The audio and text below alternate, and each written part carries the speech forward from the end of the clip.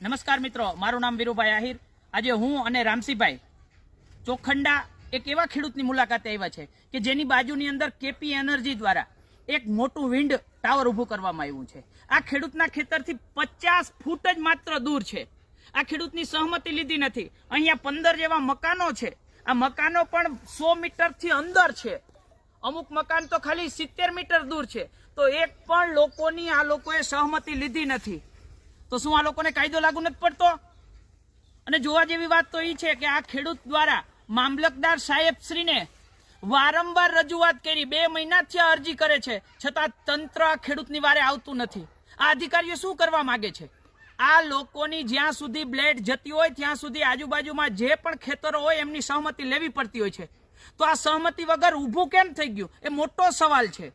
મને લાગે છે તંત્ર અને કંપનીઓ બંનેનું જોડાણ છે ત્યારે જ આવું થઈ શકે, નહીતર ન થઈ શકે। અને આ ખેડૂતે લેખિતમાં મામલતદાર સાહેબશ્રીને અરજી આપી છે।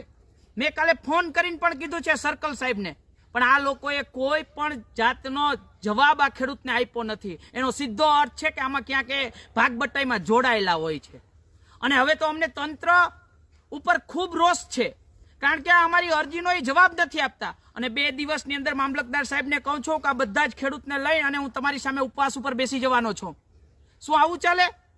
આ લોકોની નજીકમાં થાંભલો ઊભો કરી દે અને એમની સહમતિ ન લે। અને બીજી વાત રહી, કંપની વાળાઓને કહું છું કે હવે ચેતી જાજો। અત્યાર સુધી તમે તમારી મનમાની ચલાવી, શું સહમતિની તમારે જરૂર નથી પડતી? અમે પણ કાયદો જાણીએ છીએ, તમારે કેટલા નિયમની અંદર રહેવું પડે ને અમને પણ ખબર છે। અને આ જે નિયમ છે અમે કોર્ટમાં લઈને જશું અને તમારી સામે અમે કેસ કરશું।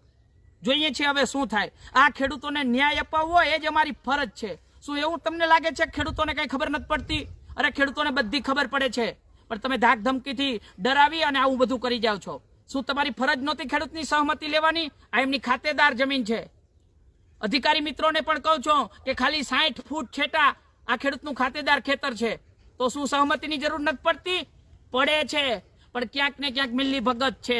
એટલે અધિકારીઓને કહું છું કે ચેતી જજો, તમે નિયમમાં રહ્યો અને કંપનીને પણ નિયમમાં રખાવો અને ખેડૂતોની વારે આવો। આ 2 મહિનાથી અરજી થઈ છે, તમે શું કરો છો?